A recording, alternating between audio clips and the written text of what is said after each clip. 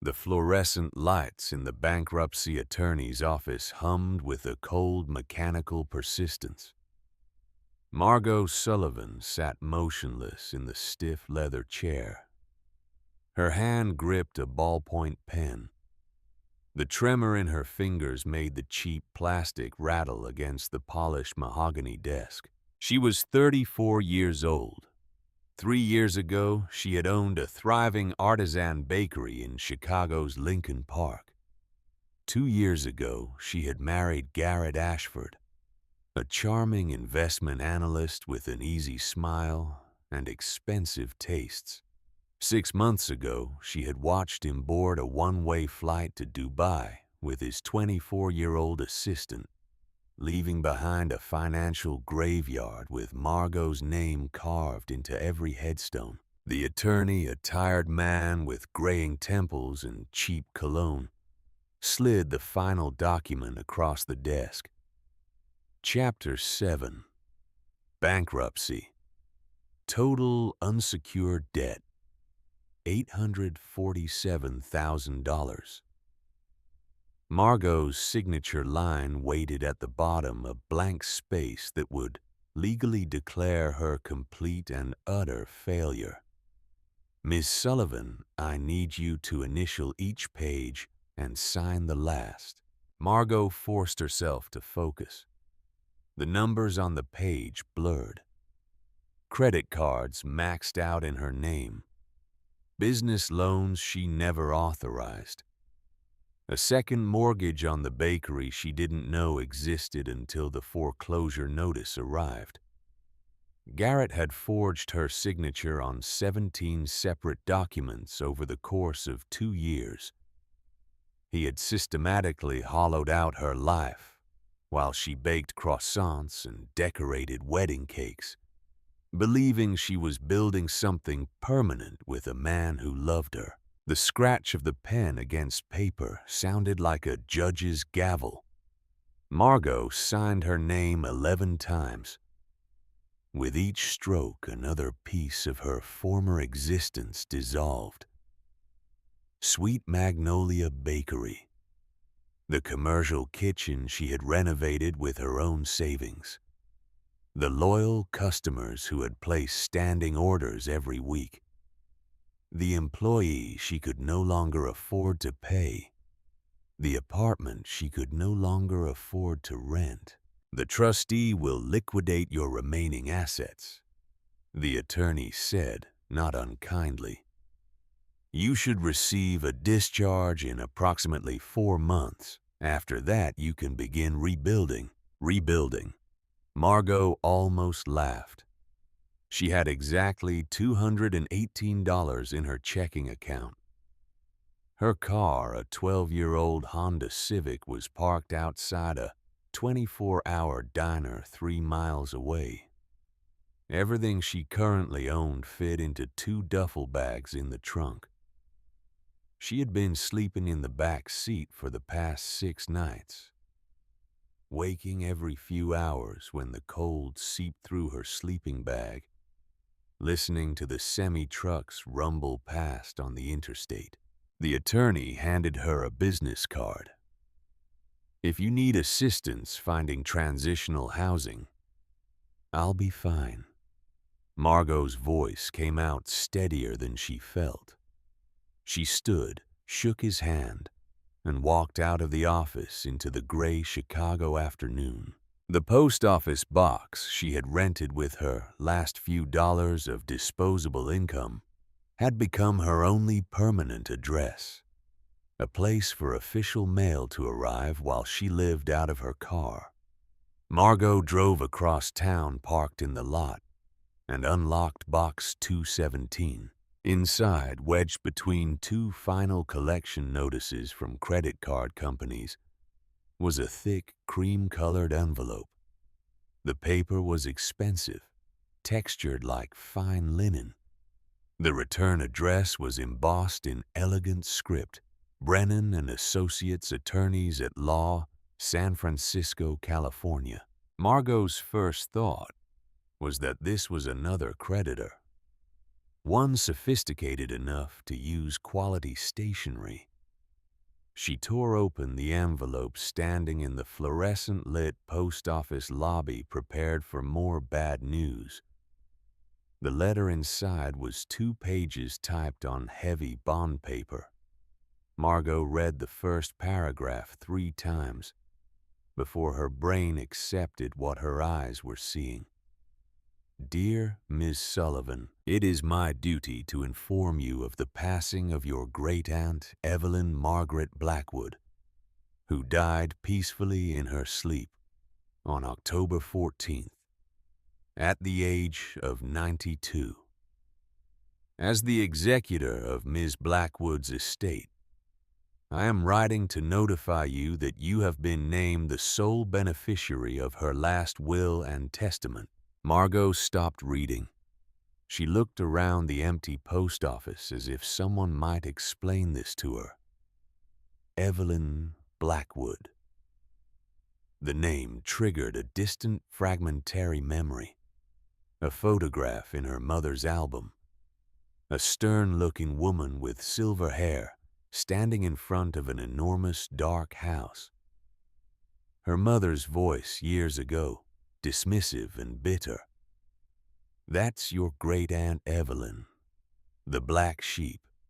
She turned her back on the family 50 years ago and rotted away in that crumbling mansion on the California coast. Margot had been perhaps 5 years old. She had never met Evelyn Blackwood, had never received a birthday card or Christmas gift. The woman had been less than a ghost in Margot's life, and now, according to this letter, Evelyn had left her entire estate to a great-niece she had never known. The second page contained specifics.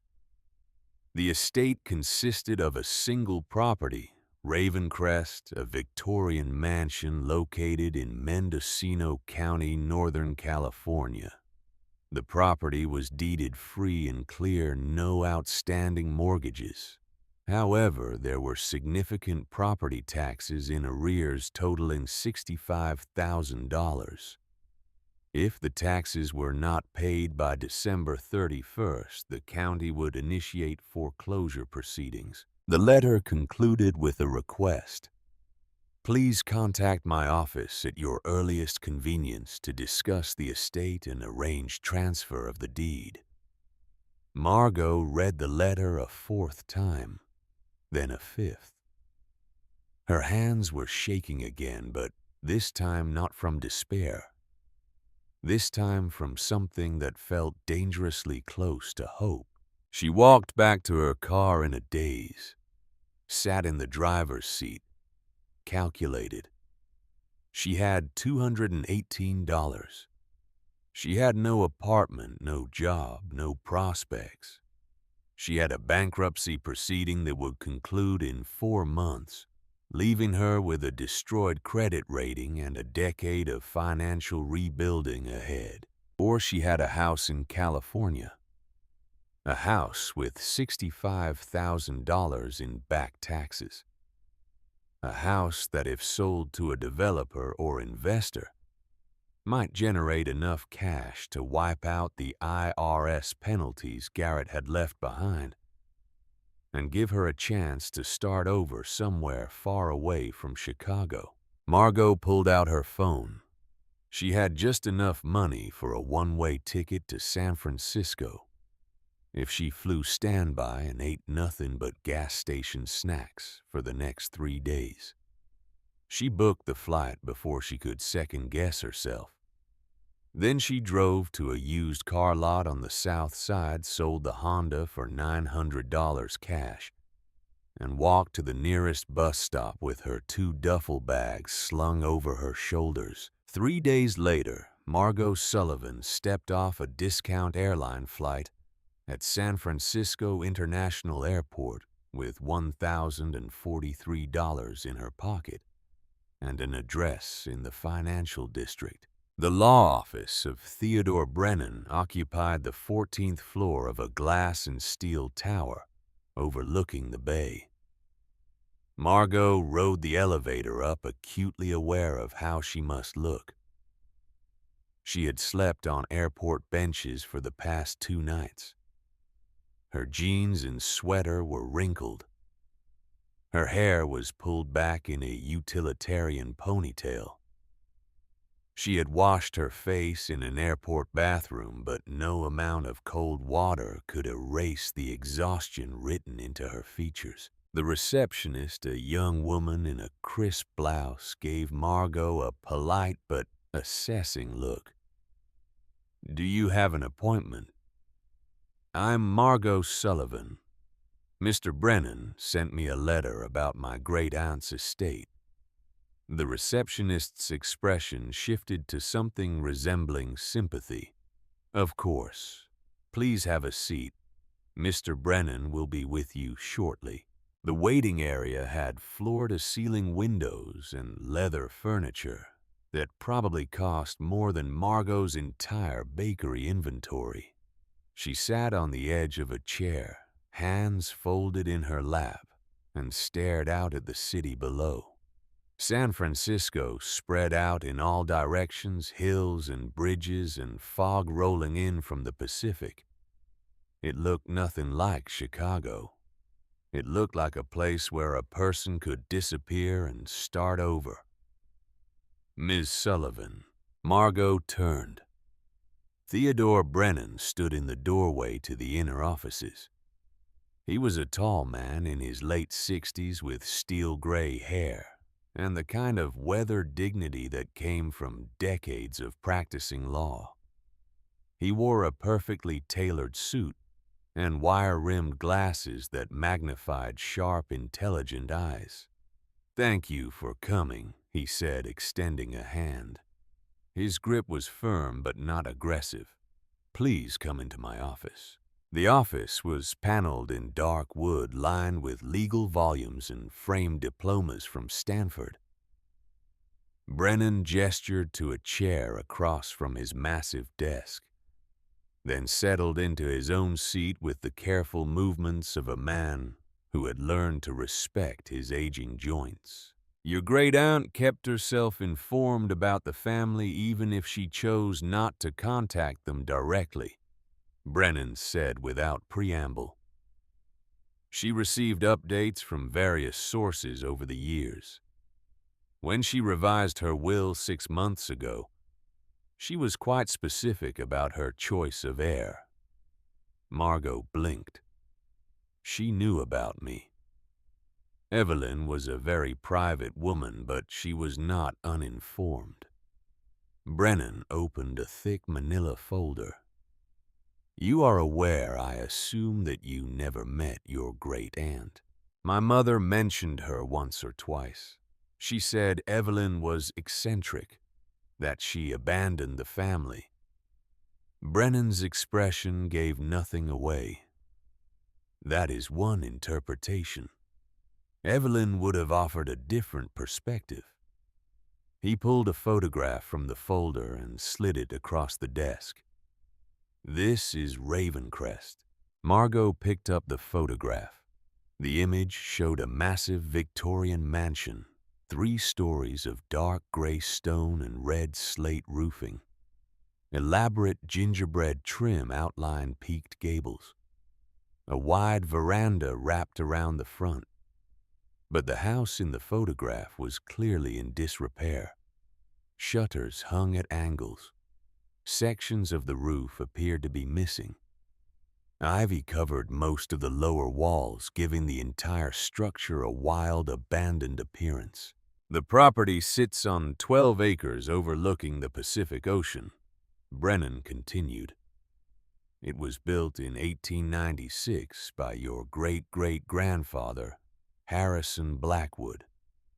The family made their fortune in shipping and import-export during the late 19th century. Evelyn was the last surviving member of that particular branch of the Blackwood line, and she lived there alone. For the past 40 years, yes. She employed a caretaker who delivered groceries and handled basic maintenance, but she rarely left the property. By all accounts, she became something of a local legend." the reclusive heiress in the haunted mansion on the cliff. Margot studied the photograph. The house looked like something from a Gothic novel, dark and imposing and completely impractical.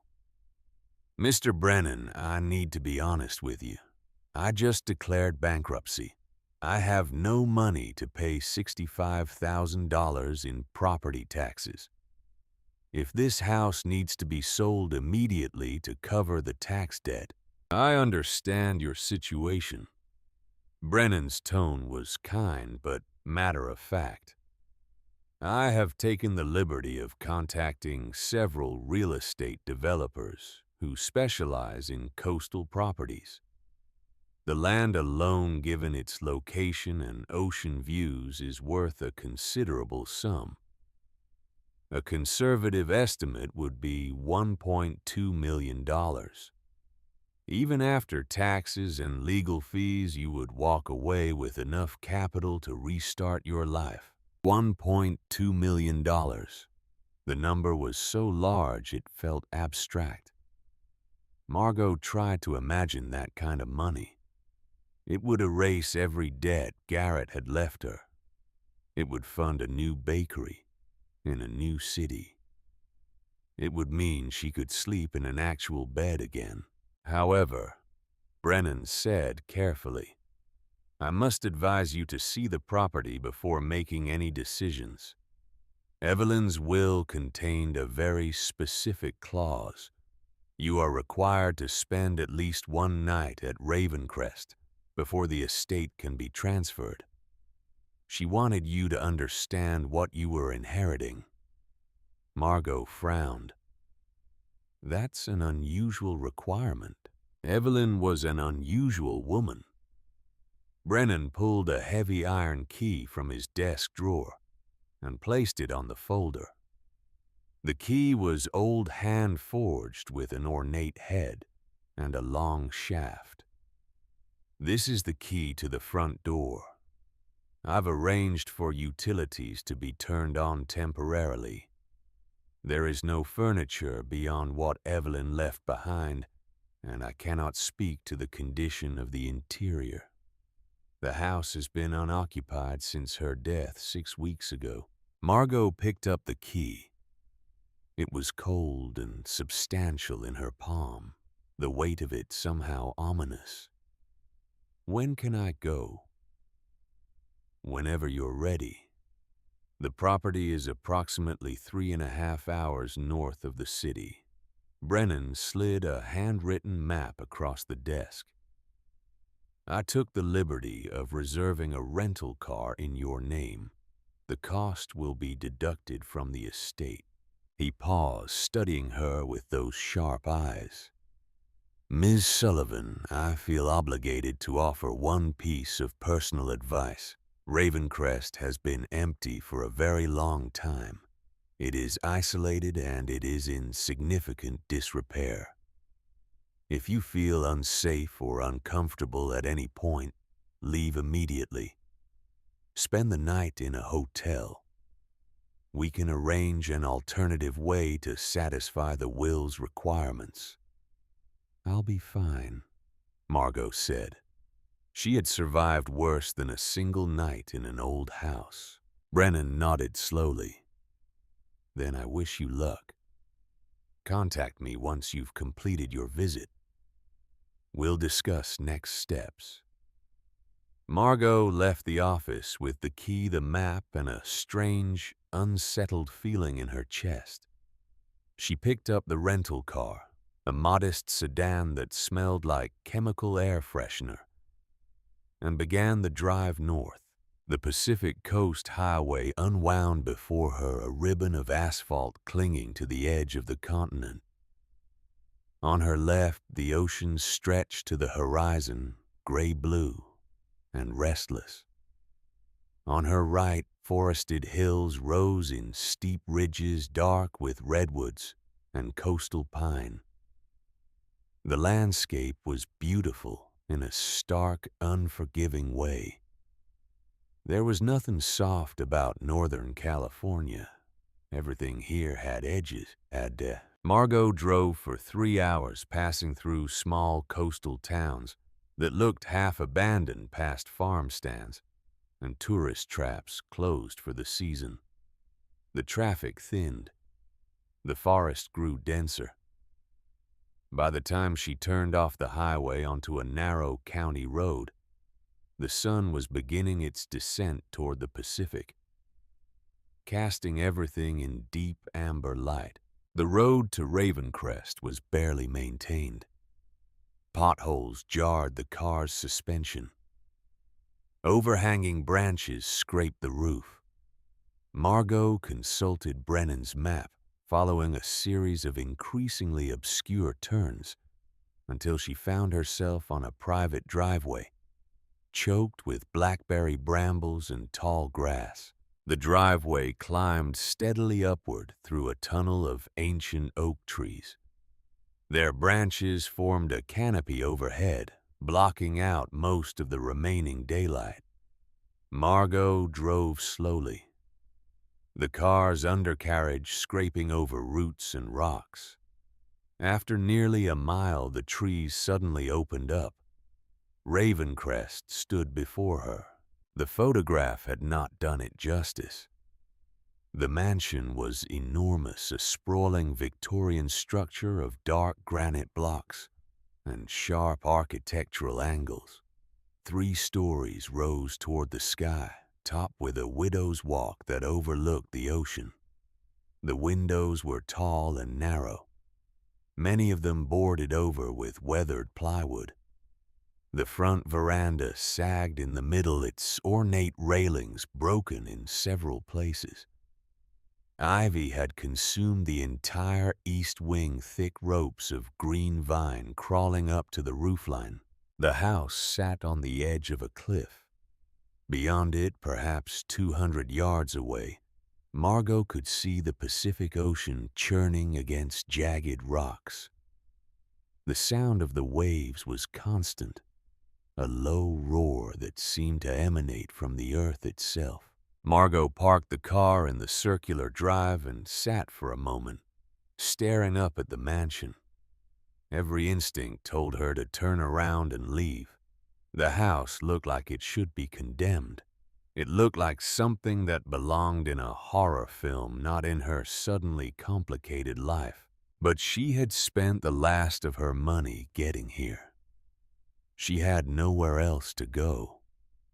And some stubborn part of her, the part that had built a successful business from nothing, before Garrett destroyed it, refused to be intimidated by an old building. Margot grabbed her duffel bag from the trunk and approached the front door. The porch steps creaked alarmingly under her weight. She inserted the iron key into the lock, turned it, and felt the heavy mechanism disengage with a deep, grinding click. The door was massive solid oak, easily 8 feet tall. Margot had to lean her full body weight against it to make it move.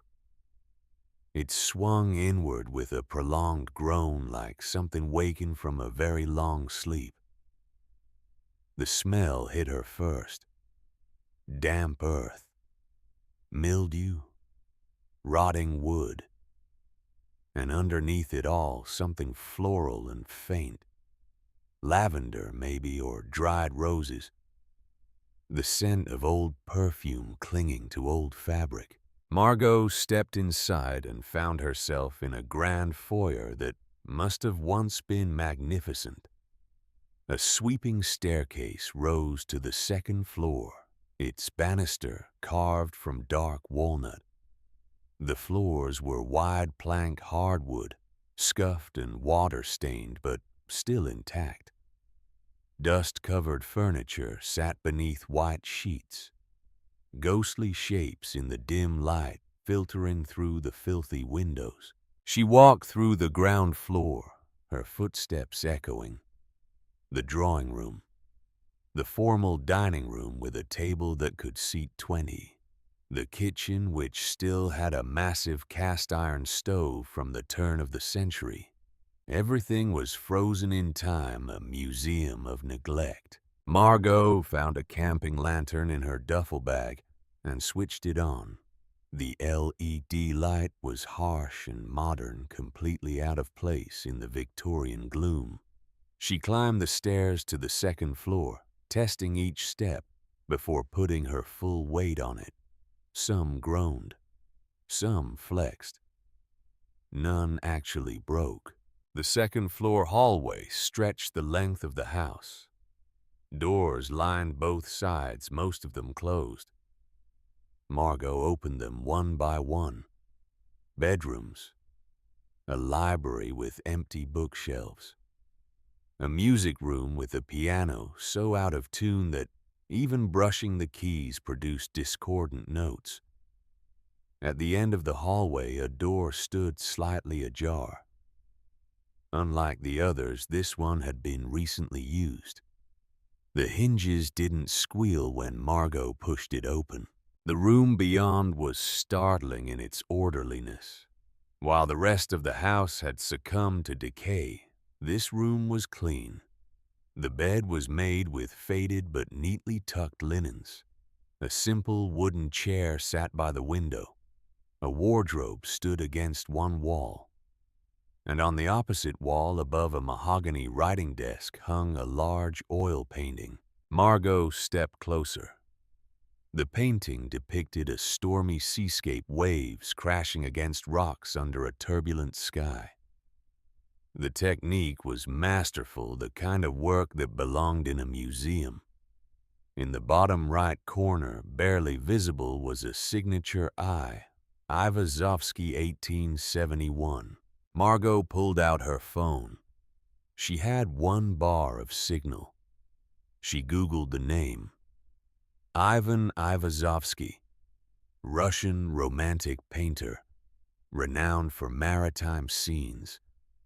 Paintings valued between $200,000 and $5 million depending on size and provenance. She stared at the painting, then at the sparse, almost monastic room. This was where Evelyn had lived. Not in squalor, surrounded by hoarded junk as family legend suggested, but in a single, carefully maintained room with a priceless work of art on the wall. Margot moved to the desk. It was old solid, the wood dark with age and polish. The surface was empty except for a small bronze lamp and a leather-bound book. She picked up the book. It was a journal, the kind with a brass clasp and thick, unlined pages. The first page bore an inscription in careful, feminine handwriting. Property of Evelyn Margaret Blackwood. Private. 1946. Margot should not have opened it. It was an invasion of privacy, reading a dead woman's diary. But her great-aunt had left her this house, this room, this entire mystery. Surely she had expected Margot to look. Surely this was part of whatever test the will imposed. She opened to the first entry. The date was July 17, 1946. Evelyn would have been 14 years old. Father signed the papers today. He calls it the Vanguard Trust. A safe harbor for refugees, he says. Families fleeing war and persecution can store their most precious belongings with us until they are settled in America. It sounds noble when he explains it at dinner, but I saw the way he looked at the first shipment when it arrived. Not like a man providing sanctuary, like a man counting gold. Margot turned the page. The entries continued sporadic at first, then more frequent. They detailed a young girl's growing awareness that her father's charitable trust was something darker. References to families who never came back to claim their belongings. References to items being sold through discreet channels. References to a man named Vincent Evelyn's uncle who handled the difficult transactions. By 1950, the entries took on a different tone. Evelyn was 18. She wrote about a young man named Dimitri who had come to work as a caretaker at Ravencrest. He was Russian, she noted, a refugee himself. Beautiful and sad and full of stories about the family he had lost. Margot flipped ahead. 1953. The handwriting had changed, become looser, more emotional. Evelyn and Dimitri were in love. But Dimitri had discovered something about the Vanguard Trust. He had found evidence that Evelyn's father and uncle had systematically stolen from the very people they claimed to help. Paintings, jewelry, heirlooms from some of the wealthiest families in pre-revolutionary Russia. The entries from 1954 were brief and anguished. Dimitri was going to expose everything. He was going to the authorities. And then abruptly the entries stopped for months. When they resumed in early 1955, the handwriting was almost illegible. Dimitri was gone. Evelyn wrote that her father claimed he had simply left, returned to the East Coast. But she had found Dimitri's belongings still in the caretaker's cottage. She had found blood on the rocks below the cliff path. She had found her father and uncle burning documents in the middle of the night. Margot's hands were shaking as she read the final entry from 1955. They killed him. I know they did. And now they expect me to smile and pretend and marry some appropriate man, and forget that the boy I loved was murdered to protect their theft. I cannot stay in this family. I cannot live with this knowledge and do nothing. I will take what they stole. I will hide it where they can never profit from it. And I will wait for as long as it takes until someone comes who can set this right. The entry ended there. The next page was dated 1990, 35 years later. I am 68 years old now. I have lived in this house alone for most of my life. People call me mad. Let them. The madness is my shield. Vincent is dead. Father is dead. Their sons circle like vultures, especially Clayton. He is like his father in every terrible way. He knows there is something here. He has tried to buy the property from me 12 times. I tell him no, and I see the rage in his eyes. He will not stop when I am gone, which is why I am leaving everything to someone outside the family, someone who might have the courage I lacked, someone who might finish what Dimitri and I started. Margot closed the journal carefully. Her heart was pounding. She looked around the room with new eyes. This was not the bedroom of a mad recluse. This was the bedroom of a woman who had spent 40 years guarding something. She moved to the desk, running her hands along its surface. Solid wood. Heavy drawers. She tried each one. They opened smoothly empty except for old pens and blank paper. But when she pulled the bottom drawer all the way out, she noticed something. The drawer was not as deep as the desk itself. There was at least 6 inches of unaccounted space. Margot got down on her knees. She examined the base of the desk where ornate wooden rosettes decorated the corners. On the 3rd rosette, she tried her fingers, found a small, almost invisible seam. She pressed hard. Something clicked. A narrow panel slid out from the base of the desk, revealing a hidden compartment. Inside lay 3 items: a leather-bound journal wrapped in oiled cloth, a stack of letters tied with a faded red ribbon, and a heavy brass key with an engraved double-headed eagle on its head. Margot reached for the key first. It was cold and perfectly balanced, clearly designed for something important. She set it aside and unfolded the journal. The entries were in the same handwriting as the diary upstairs, but these were different, technical, detailed. Lists of items, descriptions of locations within the house.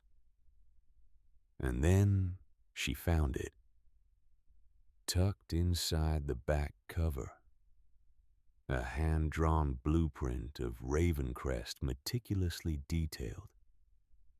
Every room, every hallway, every staircase, including in the basement level, a section that extended 20 feet beyond the current north wall of the wine cellar. A section marked with a single word in Evelyn's careful script: vault. Margot spread the blueprint on the desk.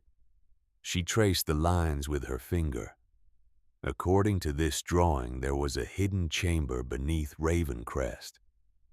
A chamber that, if the scale was accurate, was roughly the size of a 2-car garage. A chamber that should not exist according to the current floor plan. She picked up the brass key again, turned it over in the lamplight. The double-headed eagle was the Romanov crest. She had seen it in history books. It was the symbol of Imperial Russia. Outside, the wind picked up. The mansion creaked and groaned around her. Somewhere below, a shutter banged repeatedly against the house. The sun had set completely now. Margot was alone in a decaying Victorian mansion with a dead woman's secrets and a map to something hidden. She should call Theodore Brennan. She should call someone.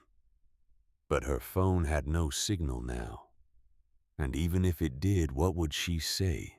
That her eccentric great-aunt had left her a treasure map, that there might be stolen Russian artifacts hidden under the floorboards. Margot looked at the brass key, at the blueprint, at the journal filled with decades of careful, patient waiting. Evelyn had chosen her for a reason. Not because they knew each other, not because of family bonds, but because Margot had nothing left to lose and everything to gain. Because a woman who had been stripped of everything was exactly the kind of person who might have the courage to see this through. She gathered up the key, the blueprint, and the journal. Tomorrow she would explore the basement. Tomorrow she would find out what Evelyn Blackwood had been protecting for 40 years. Tonight she would sleep in this room in this house, surrounded by the weight of a promise made decades ago to a murdered man. Margot unrolled her sleeping bag on Evelyn's narrow bed. She kept the lantern burning low. Through the window she could see nothing but darkness, and far below the faint white line of waves breaking against the cliff. She lay down exhausted but too wired to sleep. Her mind spun through everything she had learned. The Vanguard Trust, Dimitri, the stolen artifacts, Clayton Blackwood, the vulture circling this house. Margot had come here expecting to spend one night in a ruin and then sell it for cash. Instead, she had walked into a 70-year-old mystery that ended in murder. She closed her eyes, listened to the house settling around her, listened to the ocean.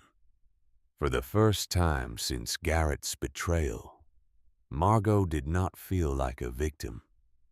She felt like she had a purpose. She felt like she had been chosen for something that mattered more than bakeries and bankruptcies and broken marriages. Somewhere in the darkness of Ravencrest, hidden behind stone and mortar and decades of silence, was the truth. And Margot Sullivan was going to find it. Morning came slowly to Ravencrest. Margot woke to pale gray light filtering through Evelyn's bedroom window and the relentless sound of waves against the cliff. She had slept fitfully. Dreams filled with shadows moving through long hallways, and a young woman's voice calling out a name over and over. Dimitri. Dimitri. She sat up in the sleeping bag, her body stiff from the hard mattress. The journal, blueprint, and brass key lay on the desk where she had left them. In the thin morning light, they looked less ominous and more like ordinary objects. Old paper, tarnished metal, relics of a past that should have stayed buried. Margot stood and stretched, her breath visible in the cold air. The house had no heat, no electricity beyond what little charge remained in her camping lantern. She pulled on an extra layer from her duffel bag and went downstairs to assess her situation in daylight. The first floor looked even worse than it had the night before. Water damage stained the ceilings. The wallpaper hung in long, peeling strips. In the kitchen, she found evidence of animals' droppings in the corners and chewed holes in the baseboards. But she also found something useful. A hand pump at the old sink still drew water from a well.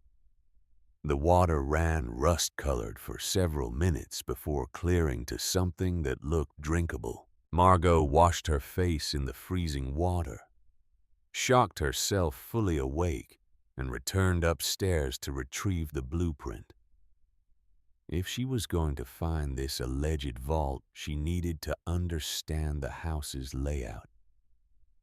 She needed to think systematically, the way she had when running her bakery. Inventory, assessment, execution. The blueprint showed the basement accessible through 2 points: a main staircase off the kitchen and a secondary entrance through an old coal chute on the east side of the house. Margot chose the main stairs. She clicked on her lantern and descended into darkness. The basement was vast and labyrinthine. Support columns rose at regular intervals, crude granite pillars holding up the massive weight of the house above. The air smelled of earth and stone and something else, something metallic that Margot could not quite identify. Her lantern beam swept across ancient wine racks, most of them empty and stacks of forgotten furniture draped in rotting canvas. She consulted the blueprint, orienting herself. The wine cellar occupied the northwest section of the basement. Beyond it, according to the drawing, should be an additional chamber. But when Margot navigated through the maze of racks and reached the north wall, she found only solid stone. Mortared granite blocks, each one the size of a small suitcase, fitted together with professional precision. Margot ran her hand along the wall. The stone was cold and slightly damp. She walked its length, examining every inch. The mortar appeared uniform at first glance, but as she moved the lantern closer, she noticed something. A 6-foot section in the center had mortar that was subtly different in color. Not the deep gray of century-old masonry, but a lighter shade. Newer. Perhaps only a few decades old. She pressed her palm against the stones. They did not move. She knocked on them with her knuckles. The sound was solid, no hollow echo. If there was a chamber beyond this wall, it was well concealed. Margot went back upstairs. She found her toolkit in the rental car, a small canvas bag of basic implements she had bought years ago for bakery repairs. A hammer, a flathead screwdriver, a small pry bar. Nothing designed for demolition, but it would have to do. She returned to the basement, positioned her lantern for maximum visibility, and selected the first stone in the newer section. She wedged the screwdriver into the mortar joint and struck it with the hammer. The impact jarred her wrist. The mortar chipped slightly but held. Margot struck again. And again. Chips of old cement fell to the floor. She worked methodically, moving around the perimeter of the first stone, loosening the mortar that held it in place. Sweat began to run down her back despite the cold. Her hands ached. Blisters formed on her palms. After 20 minutes of sustained effort, the first stone shifted. Just slightly, a fraction of an inch, but enough to confirm that the mortar was the only thing holding it. Margot inserted the pry bar into the gap and levered with all her weight. The stone resisted, then suddenly gave way, tipping inward and disappearing into darkness beyond. A rush of air blew out through the hole, stale and cold and carrying that same metallic scent Margot had noticed earlier. She grabbed the lantern and shined it through the opening.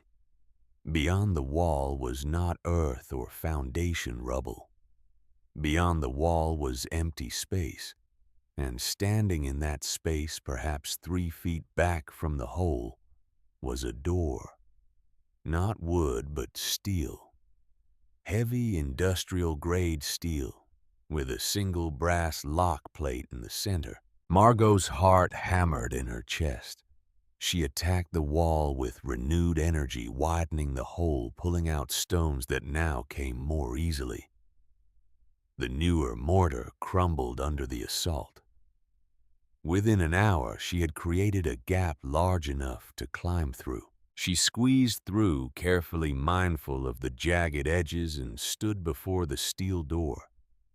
It was massive, easily 7 feet tall and 4 feet wide, set into a reinforced concrete frame that had been poured directly into Ravencrest's foundation. This was not amateur work. This door had been installed by professionals, someone who knew how to build a vault. Margot pulled the brass key from her pocket. The double-headed eagle seemed to watch her as she inserted the key into the lock. It slid in perfectly, the mechanism still smooth after decades. She turned the key. Heavy tumblers engaged with a series of deep, satisfying clicks. The lock disengaged. She gripped the door's handle and pulled. The hinges protested metal grinding against metal, shedding rust in red-brown flakes. But the door moved. Margot braced her feet and hauled with both hands, and the vault door swung slowly open. The chamber beyond swallowed her lantern light. Margot stepped over the threshold into absolute silence. The air here was different, dry. Climate-controlled, or at least it had been once. She could see the rusted remains of a dehumidifier in one corner, long since defunct. As her eyes adjusted, the contents of the vault emerged from shadow. Wooden shelving lined both side walls, floor to ceiling. On those shelves sat dozens of military-grade transit crates, each one stenciled with faded Cyrillic letters and numerical codes. In the center of the room stood a steel table with 2 large lockboxes and a leather-bound ledger.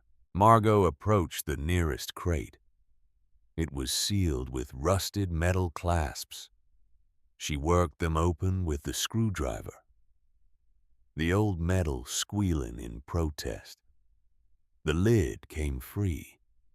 Inside, packed in layers of yellowed excelsior and moth-eaten velvet, was a painting. She lifted it carefully, afraid it might disintegrate in her hands. But the canvas was intact, the colors still vivid despite the darkness. It depicted a forest scene, birch trees in autumn executed with extraordinary skill. The brushwork was confident and precise. In the bottom corner, a signature I Shishkin. Margot set it down gently and opened another crate. Another painting. And another. Seascapes. Portraits. Religious icons. Each one a masterwork. Each one signed by artists whose names she vaguely recognized from college art history classes. Rapin, Levitan, Vrubel. Russian masters from the 19th and early 20th centuries. She moved to the center table. The first lockbox was smaller, perhaps the size of a briefcase. The padlock was brittle with age. Margot snapped it with the pry bar and lifted the lid. Inside, nested in custom-fitted velvet compartments, were jewelry boxes. She opened the first one and caught her breath. Resting on faded white silk was an egg. Not a real egg, but a jeweled masterpiece of gold and enamel encrusted with rubies and sapphires. Perhaps 4 inches tall. The craftsmanship was beyond anything Margot had ever seen. Every surface was adorned with microscopic detail work. Miniature portraits and landscapes rendered in precious metals and gemstones. Tucked beneath the egg was a small card, handwritten in flowing script. Nécessaire Egg House of Fabergé, 1889. Commissioned by Tsar Alexander III for Tsarina Maria Feodorovna. Present location unknown since 1917. Margot set the egg down with trembling hands. She opened the other jewelry boxes. A diamond tiara. A necklace of pearls the size of grapes. Ruby brooches. Emerald rings. Each piece accompanied by a card documenting its provenance and imperial origin. The second lockbox was larger and heavier. When Margot opened it, she found not jewels but papers. Documents in multiple languages. Receipts, contracts, photographs of items arranged on velvet catalog style. And at the bottom, a thick ledger bound in black leather with gold leaf edging. She lifted the ledger carefully and opened it to the first page. At the top, embossed in gold, was a crest she did not recognize, and a name, Coutts and Company, Private Bankers, London. Beneath that, in careful copperplate handwriting, the Vanguard Trust. Established January 1919. Trustees: Harrison Blackwood, Vincent Blackwood. Purpose: safekeeping of personal property for displaced persons of Russian origin, pending their resettlement. Margot turned the page. What followed was a meticulous record of deposits, family names, dates, descriptions of items entrusted to the Blackwood family. The entries began in 1919 and continued through 1955.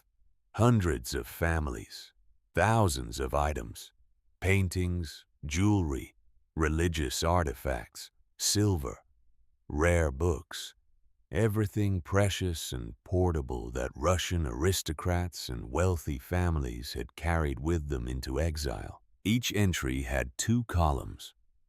The left column detailed what was received. The right column should have detailed what was returned. But in the vast majority of cases, the right column was blank. Or worse, it contained brief notations.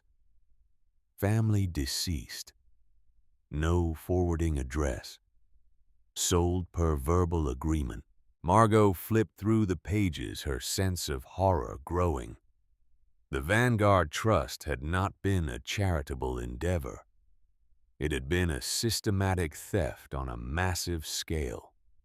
Harrison and Vincent Blackwood had taken advantage of desperate refugees, stored their most precious belongings, and then simply kept them when the original owners died or disappeared. Near the back of the ledger, she found a separate section titled Retained Items. These were the artifacts too famous or too identifiable to sell safely. The Fabergé eggs, the major paintings, the pieces that museums and auction houses would immediately recognize as stolen. These items had been kept in the vault, presumably waiting for enough time to pass, that their origins could be obscured. The final entry in the ledger was dated March 1955. The handwriting had changed from Harrison's formal script to something looser and more aggressive. Vincent's hand, Margot guessed. Final accounting gross proceeds from Vanguard Trust. Liquidations $4.7 million, 1919 to 1954. Estimated current value of retained items, $12 to $15 million. Distribution: Harrison Blackwood 50%, Vincent Blackwood 50%. Trust formally dissolved. All records to be destroyed per previous agreement. But the records had not been destroyed. Evelyn had stolen them. Margot closed the ledger and sat down on the cold concrete floor. The magnitude of what she was looking at began to sink in. This was not just a cache of valuable artwork. This was evidence of a multi-generational crime. Her family, the Blackwoods, had built their wealth on the backs of people who had already lost everything to war and revolution. And Evelyn had known. She had discovered the truth and spent the rest of her life trying to protect what her father and uncle had stolen, waiting for someone who could make it right. Margot stood and continued her exploration of the vault. In the far corner, behind a row of crates, she found something that made her stop cold. A mannequin, or at least that was her first thought. But as she moved closer with the lantern, she realized it was not a mannequin. It was a naval uniform dress, whites displayed on a wire form. The uniform was old, the fabric yellowed with age. And across the chest, faded but unmistakable, was a large, dark stain. Blood. Old blood turned brown with time. Pinned to the uniform was a photograph. Margot unpinned it carefully. The image showed a young man in his 20s, handsome and serious, wearing this exact uniform. On the back, written in Evelyn's handwriting, Dmitry Volkonsky, 1952. The only man I ever loved. Next to the uniform, resting on a small shelf, was a sealed envelope. Margot opened it with fingers that felt numb. Inside was a single sheet of paper, typed on an old manual typewriter. The letter was dated June 15th, 1954. It began without preamble. I, Vincent Blackwood, write this as insurance should my brother Harrison attempt to place sole blame on me for actions we undertook together. On June 12, 1954, Dmitri Volkonsky, employed as caretaker at Ravencrest Estate, confronted Harrison and myself with evidence of financial improprieties related to the Vanguard Trust. He threatened to contact federal authorities and expose our business practices. Harrison and I agreed that this could not be permitted. On the evening of June 13th, I invited Volkonsky to meet me on the cliff path under the pretense of discussing a settlement. During our conversation, I drew a service revolver and shot him once in the chest. Harrison assisted me in transporting the body to the wine cellar, where we buried him beneath a false floor we constructed that same night. The death was not reported. Volkonsky's belongings were burned. His employment records were destroyed. This confession is to remain sealed unless Harrison attempts to betray our agreement. We are equally culpable. We will maintain silence together, or fall together. Vincent Blackwood. Margot read the letter 3 times. Her great-great-grandfather and his brother had murdered a man in cold blood. They had killed him to protect their theft, then buried him in the basement, and went on living their lives as respected members of society. Vincent had died in the 1970s. Harrison in the 1980s, both of them wealthy men who had never faced consequences for their crimes, and Evelyn had found this confession. She had kept it along with Dimitri's uniform and the vault contents for 40 years. Not out of greed, but as evidence, as proof of what had been done and what needed to be undone. Margot carefully refolded the confession and placed it back in the envelope. She looked around the vault at the paintings and jewels and documents, at Dimitri's uniform, hanging like a ghost in the corner. The estimated value of everything in this room was staggering. Hundreds of millions of dollars, possibly more. But it was not hers. It had never belonged to the Blackwood family. It belonged to the families who had entrusted their treasures to safekeeping and been betrayed. She thought about Theodore Brennan's words. The land alone is worth $1.2 million. Sell it to a developer and walk away. She could still do that. She could seal this vault back up, pretend she had never found it, and sell Ravencrest for enough money to rebuild her life. No one would ever know. Except she would know. And Evelyn had not left her this inheritance, so she could profit from the same crimes that had funded the Blackwood fortune for a century. Margot gathered up the Vanguard ledger, the confession letter, and one of the smaller Fabergé eggs. These would be her proof when she contacted the authorities. She wrapped them carefully in her jacket and prepared to climb back through the hole in the wall. That was when she heard it. The sound of tires on gravel. A car engine. Coming from the front of the house. Margot froze. No one knew she was here except Theodore Brennan, and he had no reason to visit. She clicked off her lantern and stood in perfect darkness listening. The car stopped. A door opened and closed. Footsteps on the front porch. And then, muffled but distinct, a man's voice. "I don't care if it's locked. Break the door if you have to." That crazy old woman hid something in this house, and I'm done waiting for courts and lawyers." The voice was cultured, angry, entitled. Margot did not recognize it, but she knew exactly who it belonged to. Clayton Blackwood, Vincent's grandson. The vulture Evelyn had warned about in her journal. He had not waited for Margot to sell the property. He had not waited for legal proceedings.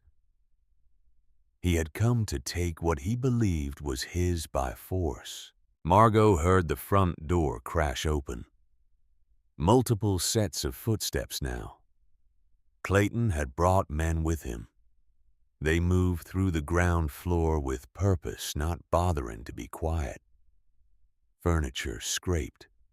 Objects crashed to the floor. They were searching, and they were not being careful about it. "Start upstairs," Clayton's voice commanded. "The library first. Old houses like this always have hidden compartments in the libraries. Tear out the bookshelves if you have to." The footsteps thundered up the main staircase. Margot could hear them directly above her head now, moving through the second floor. She was trapped in the basement with evidence of crimes that Clayton would kill to keep hidden. The same crimes his grandfather had killed Dimitri to protect. She considered her options. She could try to slip out through the coal chute, but she would have to leave the evidence behind. She could try to hide in the basement and hope they did not find the vault. But if they did find it and found her in it, she would be entirely at their mercy, in a house with no witnesses and no phone signal. Margot made a decision. She climbed back through the hole in the wall, taking only what she could carry. The ledger, the confession letter, and the Fabergé egg all wrapped in her jacket and stuffed into her backpack. She pulled several loose stones partially back into place, not enough to seal the wall, but enough to make the hole less obvious in dim light. Then she moved quickly through the basement toward the secondary exit. The coal chute was exactly where the blueprint indicated a steep metal slide that angled up toward ground level. Margot climbed it in darkness, her boots slipping on the smooth metal, her backpack banging against the narrow walls. She emerged into pale daylight behind a tangle of overgrown shrubs on the east side of the house. From inside, she could hear the systematic destruction of Ravencrest's interior. Sledgehammers against plaster. Wood splintering. Clayton shouting orders. They were demolishing the house room by room looking for the vault. Margot crouched behind the bushes and pulled out her phone. Still no signal. She was miles from the nearest town, hidden behind dense forest. Even if she ran for the main road, Clayton's vehicle blocked the driveway. She would never make it on foot before they found the vault and realized what she had taken. She needed help. But more than that, she needed the right kind of help. Local police would see this as a property dispute, a family argument about an estate. They would not understand the magnitude of what was at stake. They would not have the expertise to recognize what was in the vault, or the authority to seize it as evidence. Margot moved carefully through the underbrush, circling around to the front of the house. Clayton's vehicle was a black Range Rover, exactly the kind of ostentatious SUV a venture capitalist would drive. No other cars. That meant Clayton and maybe 3 or 4 hired men. Workers, probably construction guys who thought they were helping a legitimate owner access his property. She reached the rental sedan she had parked the night before. It was unlocked. Margot slipped into the driver's seat, ducked low, and slowly pulled the door closed without latching it. She turned the key in the ignition. The engine started with a sound that seemed impossibly loud in the quiet forest. Immediately shouting from the house, "Someone's here. Check outside." Margot slammed the car into reverse and gunned it backward down the driveway. Branches scraped the sides. The undercarriage crashed over roots. Through the rear window, she saw two men run out of the house. One of them was holding a crowbar. She spun the wheel, executing a sloppy three-point turn, and accelerated forward. The car fishtailed on the loose gravel, but found traction. Margot did not look back. She focused on the narrow driveway ahead, dodging potholes, the engine screaming in second gear. It took 5 minutes to reach the county road. By the time she did, her hands were locked on the wheel and her breath was coming in short gasps. She turned toward the coast highway and drove. Every few seconds she checked the rearview mirror, expecting to see the Range Rover in pursuit. But the road behind her remained empty. Margot drove until she found a wide spot overlooking the ocean, where tourists sometimes park to take photographs. She pulled over, killed the engine, and sat shaking. The backpack with the evidence sat in the passenger seat, innocuous and world-changing all at once. She picked up her phone. 2 bars of signal weak but present. She opened a browser and searched FBI Art Crime Team San Francisco. The result loaded slowly. The FBI maintained a specialized unit dedicated to investigating theft fraud and looting of cultural property. They were based in the San Francisco field office. Margot found the main number and called. The phone rang 4 times before a professional female voice answered. "FBI San Francisco, how may I direct your call?" Margot took a breath. Her voice when she spoke was steadier than she expected. "I need to speak to someone in the art crime team. It's urgent. My name is Margot Sullivan, and I'm calling about the Vanguard Trust." There was a pause. "The Vanguard Trust. I have the ledger. I have a confession to a 1954 murder. And I have Russian imperial artifacts that were stolen from refugees 70 years ago. There's a vault full of paintings and Fabergé eggs, and the man whose family stole them is demolishing the house right now. Trying to find it." Another pause, longer this time. "Ma'am, please stay on the line. I'm transferring you to Special Agent Fletcher." The hold music was incongruous, some bland instrumental. Margot stared out at the Pacific, watching waves roll in with metronomic precision. Everything felt surreal. 48 hours ago, she had been sleeping in her car in Chicago. Now she was sitting on a cliff in Northern California with evidence of art theft and murder waiting for the FBI. The hold music cut off. A male voice came on the line, deep and calm. "This is Special Agent Warren Fletcher. Who am I speaking with?" "My name is Margot Sullivan. I'm at Ravencrest Estate in Mendocino County. My great-aunt Evelyn Blackwood just died and left me the property. She also left me a vault containing artifacts from the Vanguard Trust." Silence on the other end. Then, carefully, "Ms. Sullivan, the Vanguard Trust is a legend in art recovery circles. There's no verified evidence it actually existed. I'm holding the ledger in my hands right now. It details deposits from 207 Russian families between 1919 and 1955. My great-great-grandfather and his brother stole everything and sold most of it. What they couldn't sell safely, they kept in a hidden vault. Paintings by Shishkin, Repin, Ivazovsky, Fabergé eggs, Romanov jewels. I can see the Cyrillic stenciling on the original transport crates. Another pause. Margot could hear Fletcher typing rapidly.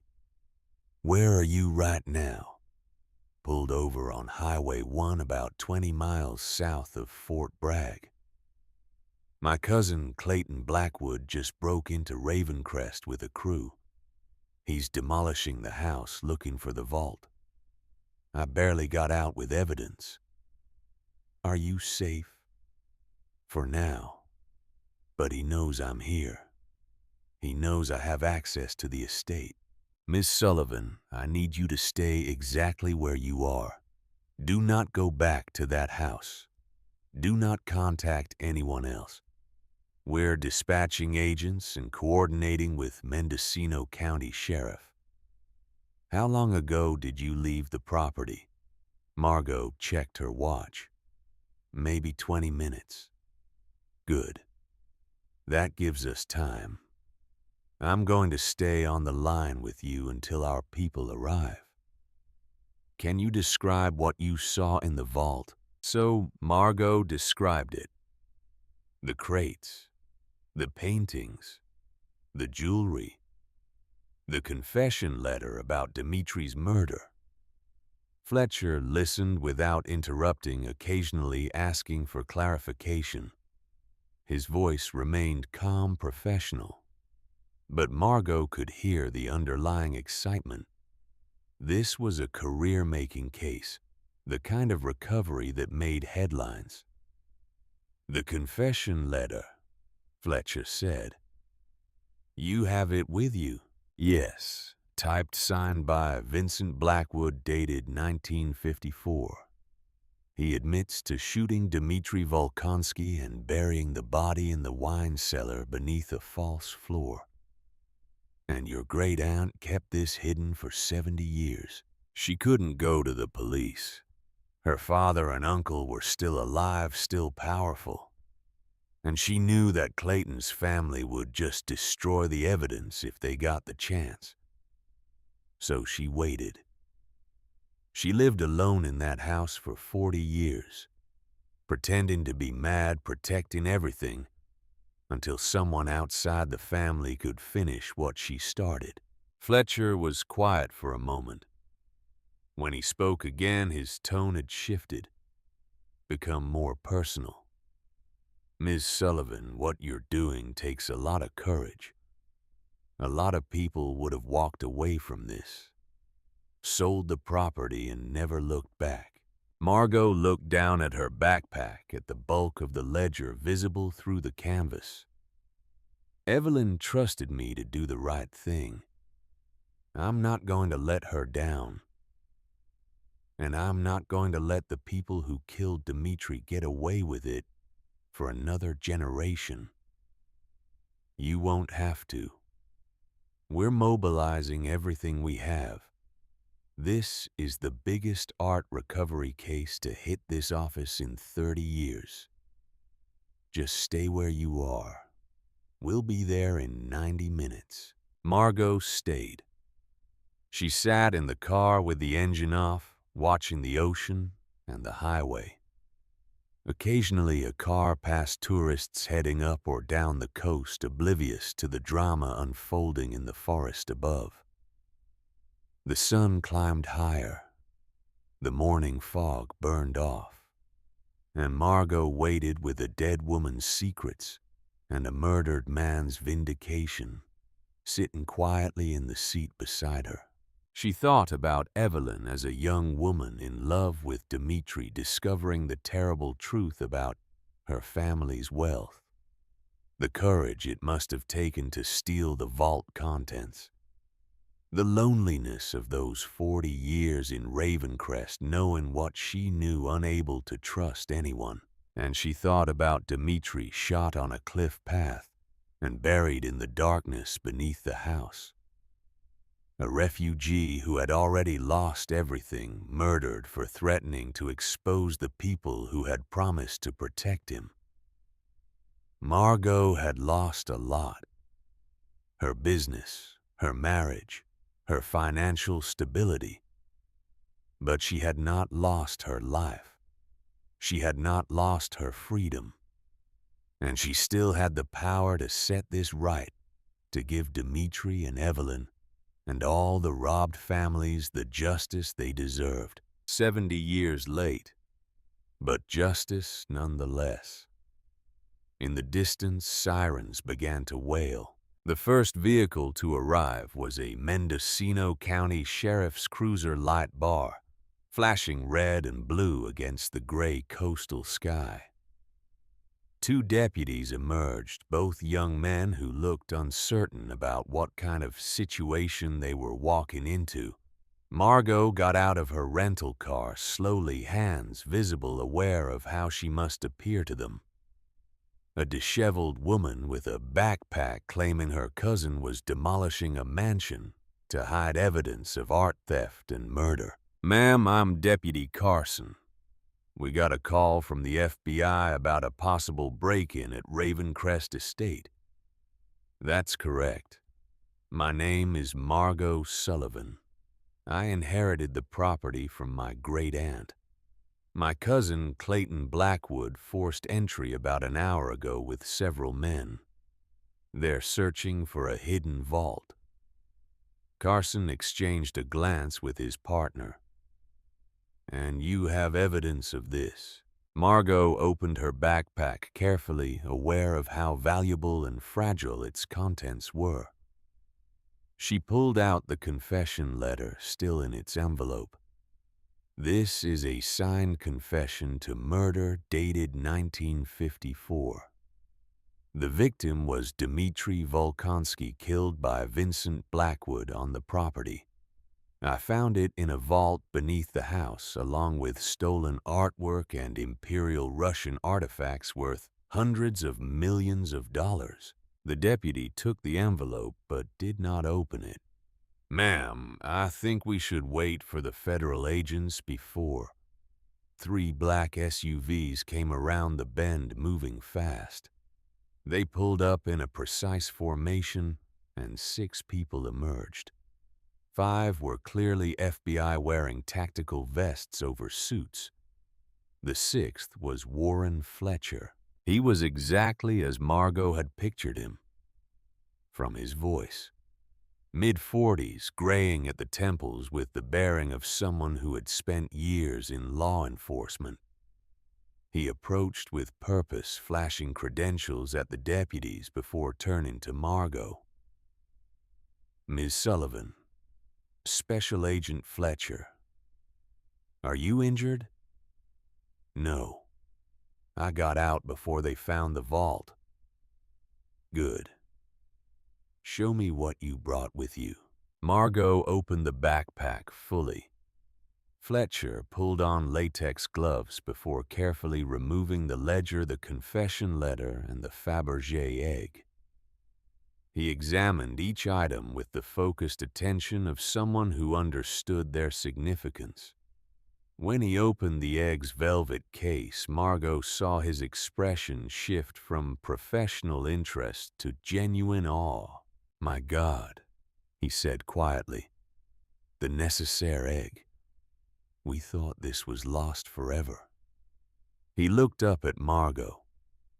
"You understand what you're holding here. This single piece is worth $20 to $30 million. I understand it was stolen from people who trusted my family to protect it." Fletcher studied her for a moment, then nodded. "All right. Here's what's going to happen. Sheriff's deputies are going to secure the perimeter of the property. My team and I are going to approach the house and establish contact with the individuals inside. You're going to stay here with Deputy Carson until we've secured the scene. Clear?" "What about the vault if Clayton finds it? Did you lock it when you left?" The steel door, yes, with the brass key. But there's a hole in the stone wall I had to make to get through. Then it's gonna take them time to breach the door even if they find the hole. We have a window. Fletcher turned to his team. Full tactical entry. Potential for armed subjects, though unlikely. Priority is securing evidence and detaining anyone on the property. Let's move. Margot watched as the FBI vehicles headed up the narrow road toward Ravencrest, followed by 2 additional sheriff's cruisers that had arrived during the briefing. Deputy Carson gestured for her to sit back in the rental car. "This is gonna take a while, ma'am. Might as well get comfortable." But Margot could not sit. She stood by the car, staring up the road, listening. The forest swallowed sound. She heard nothing for the first 10 minutes. Then, faintly amplified voices through a bullhorn. The words were indistinct, but the tone was clear. Commands. Official orders to exit the building. 15 minutes passed. 20. Margot's phone rang, making her jump. Fletcher's number. "Ms. Sullivan, we have 4 individuals in custody. Clayton Blackwood and 3 hired workers. No one was armed. Blackwood is claiming this is a civil matter, that he has a legal right to the property as a family member. The will names me as sole heir." "I know. I spoke with Theodore Brennan while en route. He confirmed the will's validity. Blackwood's attorney can argue in court, but right now he's looking at breaking and entering destruction of property. And depending on what we find in that vault, potentially much worse." A pause. "We found the hole in the basement wall and the steel door. I need that brass key. I'll bring it up. Deputy Carson will escort you, and Ms. Sullivan. You should see this. You've earned it." The drive back to Ravencrest felt surreal. Margot rode in the deputy's cruiser, watching the forest pass outside the window. When they emerged into the clearing, the mansion looked different, with official vehicles parked in front with agents and deputies moving purposefully in and out of the entrance. Crime scene tape was already being strung around the perimeter. Clayton Blackwood sat in the back of an FBI SUV, hands cuffed behind him. Margot could see his face through the window as she passed. He was red with rage, shouting something she could not hear through the glass. He looked like a man who had just realized he had miscalculated badly. Fletcher met her at the front door. "Key." Margot handed over the brass key with the Romanov crest. Fletcher examined it briefly, then led her down to the basement. The hole in the wall had been widened significantly. Clayton's crew had brought proper tools, sledgehammers, and pry bars. They had been perhaps 20 minutes away from reaching the steel door when the FBI arrived. Fletcher unlocked the vault and pushed the door open. His team had already set up portable work lights inside, bathing the chamber in harsh white illumination. The crates and shelves cast sharp shadows. 2 FBI evidence technicians were photographing everything, documenting the scene before anything was moved. "Preliminary count," Fletcher said, consulting a tablet one of his agents handed him. 43 paintings, various artists, all Russian masters from the period of 1850 to 1920. 6 Fabergé pieces, including the Nécessaire egg. Approximately 200 individual jewelry items, many with imperial provenance. and this ledger which documents the entire operation. He turned to Margot. "Miss Sullivan, do you have any idea what you've just handed us?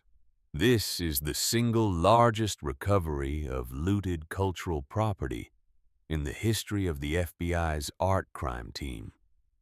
We're talking about items that museums and governments have been searching for since World War I.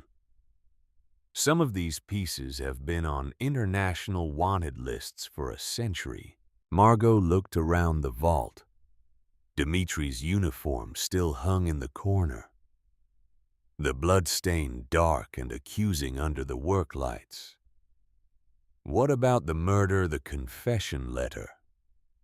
We'll be opening a case immediately.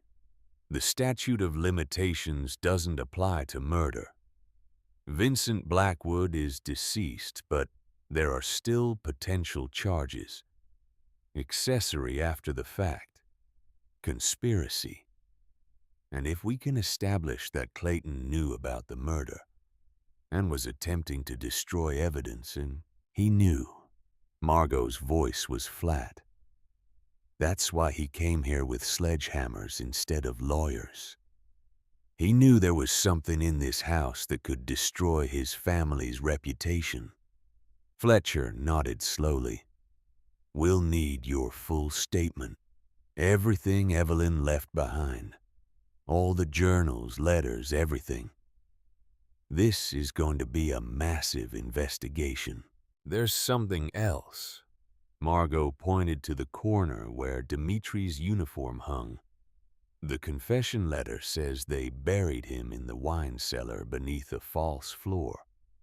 Evelyn's journal suggested she suspected as much. I think he's still here." Fletcher's eyes sharpened. "You think the body is buried in this basement?" "According to Vincent's confession, yes. Directly in the wine cellar. Evelyn spent 40 years in this house.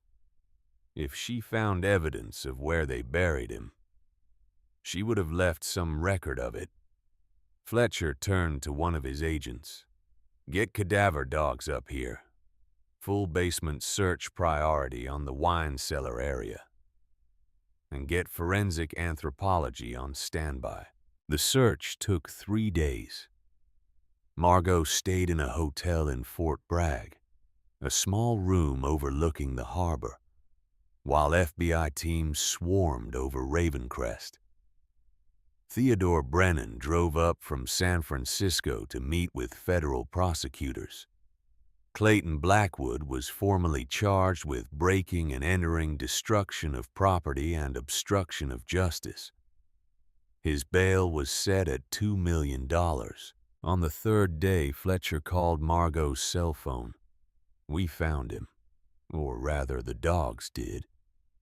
There's a false floor in the wine cellar exactly as the confession described. Dmitri Volkonsky was buried there, approximately 6 feet down, wrapped in canvas.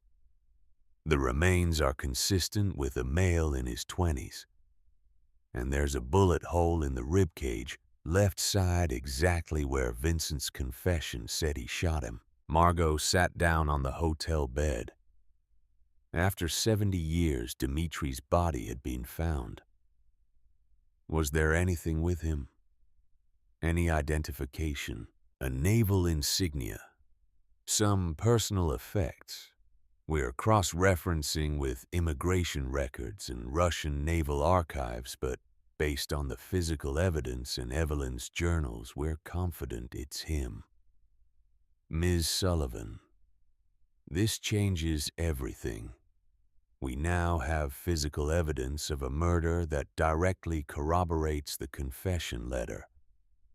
This isn't just art theft anymore.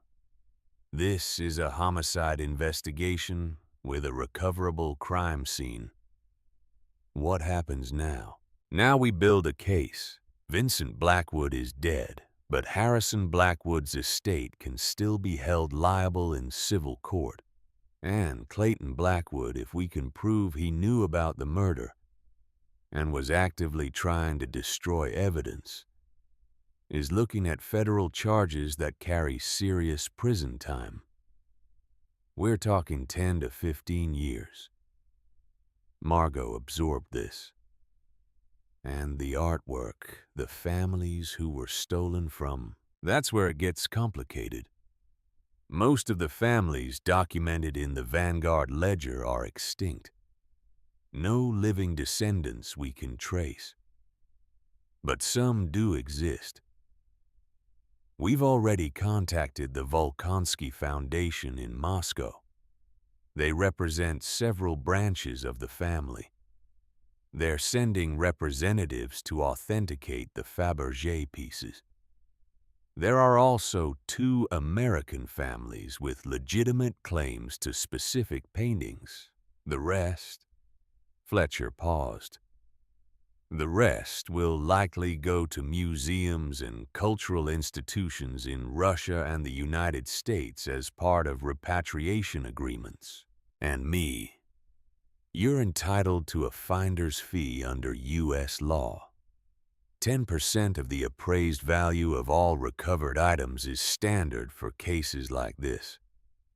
Our preliminary appraisal, working with experts from Sotheby's and Christie's, puts the total vault contents at approximately $920 million. Margot did the math. $92 million. Tax-free according to Fletcher. Because finder's fees for cultural property recovery were exempt under a specific provision of federal law. It was more money than she could process. More money than she had imagined existed outside of abstract concepts like GDP and national budgets. Ms. Sullivan, are you still there? I'm here. That's a lot of money. It is. And you've earned it. What you did took real courage. A lot of people would have walked away from this, sold the property quietly, and never looked in that vault. Fletcher's tone became more serious. There's going to be a lot of media attention. This story has everything. Hidden treasure, murder, stolen imperial jewels. You should prepare yourself for that. I don't want to be famous. I just want to set things right. Then focus on that. We'll handle the investigation. You work with Brennan on the legal details of the estate. And Ms. Sullivan, thank you. On behalf of the families who lost these items and on behalf of Dmitry Volkonsky, you gave them justice when no one else could. The trial of Clayton Blackwood began 6 months later in federal court in San Francisco. Margot attended every day of proceedings, sitting in the gallery watching as prosecutors laid out the evidence. The Vanguard ledger, Vincent's confession, Dimitri's remains, Clayton's forced entry and attempted destruction of the crime scene. Clayton's defense argued he had no knowledge of the murder, that he was simply trying to secure family property he believed was rightfully his. But the prosecution brought forward documents from Clayton's own files seized during the FBI raid. Notes about Ravencrest, references to cleaning up the old man's mess, an email to his attorney asking about statute of limitations on historical incidents. The jury deliberated for 4 hours. Guilty on all counts. The judge sentenced Clayton Blackwood to 12 years in federal prison and ordered him to pay restitution to the families who had been robbed by the Vanguard Trust. Garrett Ashford's trial happened simultaneously in Chicago. The FBI's investigation into the Vanguard Trust had led them to examine Margot's bankruptcy case more closely. Once they started looking, Garrett's fraud became obvious. He was extradited from Dubai, tried on 18 counts of wire fraud, identity theft, and tax evasion, and sentenced to 7 years in federal prison. The offshore accounts he had hidden were seized. Margot received notification that she was entitled to restitution from those accounts, though the actual recovery would take years of legal wrangling. But Margot did not need Garrett's money anymore. The finder's fee from the Vanguard recovery had been transferred to an account in her name, $92,143,000. The number looked surreal on her bank statement. Theodore Brennan helped her navigate the sudden wealth. Taxes, even though the fee itself was exempt. Investment strategies. Charitable foundations. Margot set aside enough to live comfortably for the rest of her life. She paid off every penny of debt Garrett had left behind. She donated $10 million to the Volkonsky Foundation to fund art education in Russia. She established the Dmitry Volkonsky Scholarship at 3 universities for students studying art history and cultural preservation, and she bought Ravencrest back from her own estate, paid the back taxes, and funded a complete restoration. The renovation took 18 months. Margot hired the best architectural preservation firm in California. They stabilized the foundation, replaced the roof, restored the Victorian details to their original glory. She had the entire house rewired and replumbed, installed modern climate control, while maintaining the historical integrity of the structure. The vault beneath the wine cellar was sealed and filled with concrete. Dmitry's remains had been released to his family. Margot had attended the burial at a Russian Orthodox cemetery in San Francisco. Evelyn's ashes, which had been interred in a simple columbarium, were moved to a plot directly adjacent to Dmitry's grave. A single headstone marked both resting places, Evelyn Margaret Blackwood and Dmitry Volkonsky. Love transcends injustice. Ravencrest reopened as a museum in the fall. The Evelyn Blackwood Memorial Foundation for Art Repatriation. Free admission. Open to the public. The exhibits told the full story. The Vanguard Trust. The families who had been betrayed. The artifacts that had been recovered and returned to their rightful owners. Dmitry and Evelyn's love story preserved through Evelyn's journals and the letters Dmitry had written in Russian, now translated and displayed in glass cases. The central hall contained a series of empty display cases. Small placards explained what each had once held and where those items now resided. The Necessaire egg returned to the Volkonsky Foundation, Moscow. The Ivazovsky seascapes on permanent loan to the Russian State Museum, St. Petersburg. The Romanov jewels displayed at the Kremlin Armory. On opening day, Margot stood on the restored veranda and watched as the first visitors arrived. Families, students, art historians, people who had read about the case in the news and wanted to see the place where it had all unfolded. They walked through the rooms with quiet reverence, reading the exhibits, looking at the photographs of Evelyn and Dmitry. Warren Fletcher attended the opening. He had stayed in touch over the past months, consulting with Margot on the final details of the museum exhibits. Their relationship remained strictly professional, but Margot valued his expertise. He had offered her a consulting position with the FBI's art crime team, helping them investigate other potential cases of looted cultural property.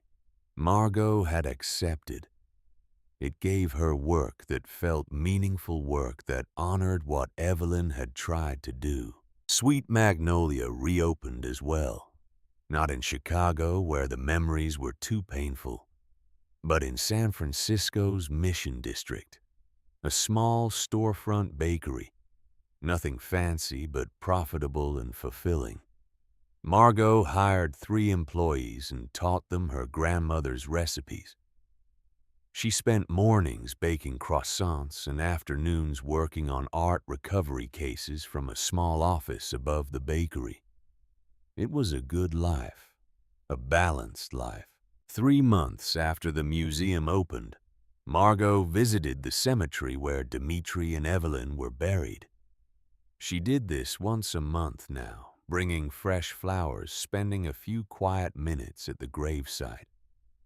It had become a ritual, a way of acknowledging the debt she owed to both of them. This time, when she arrived, someone was already there. An elderly man, perhaps in his early 80s, stood before the headstone with his head bowed. He wore a heavy coat against the San Francisco fog and leaned slightly on a carved wooden cane. Margot approached quietly, not wanting to intrude. The man turned at the sound of her footsteps. His face was weathered, deeply lined, but his eyes were sharp and intelligent. They were also, Margot noticed with a start, the exact same shade of blue as Dimitri's in the photographs. "You must be Margot Sullivan," the man said. His accent was thick Russian, but his English was clear. "I hoped I would meet you here eventually." "I'm sorry, do I know you?" "No, but I know of you. My name is Alexei Volkonsky. Dimitri was my uncle, my father's younger brother." He gestured to the grave. "I came from Moscow to see where he was laid to rest, and to thank the woman who found him." Margot felt her throat tighten. "I only did what Evelyn couldn't finish. You did more than that. You gave my family closure. For 70 years we did not know what happened to Uncle Dimitri. My father died not knowing. My grandfather died not knowing. They assumed he had simply disappeared, another victim of that terrible century of displacement and loss." Alexei reached into his coat and pulled out a faded photograph in a protective plastic sleeve. "I wanted to give you this." The photograph showed 2 people standing on a beach, the ocean behind them. A young man in casual clothes, handsome and smiling. A young woman in a simple dress, her arm linked through his, laughing at something off camera. The resemblance to the formal portraits Margot had seen was unmistakable. Dimitri and Evelyn, probably 1953, in a moment of pure, uncomplicated happiness. "My uncle sent this to my father in one of his last letters," Alexei said. "He wrote that he had met someone extraordinary, someone who saw the world the way he did, who believed in justice and truth. He said she was the only person in her family with a soul." Alexei's eyes met Margot's. He was right about her. "And I think he would have been right about you, too." Margot took the photograph carefully. "May I keep this?" "Please. It belongs here with their story. My uncle and your great-aunt deserve to be remembered not as victims, but as people who loved each other and tried to do the right thing in a world that made it very difficult."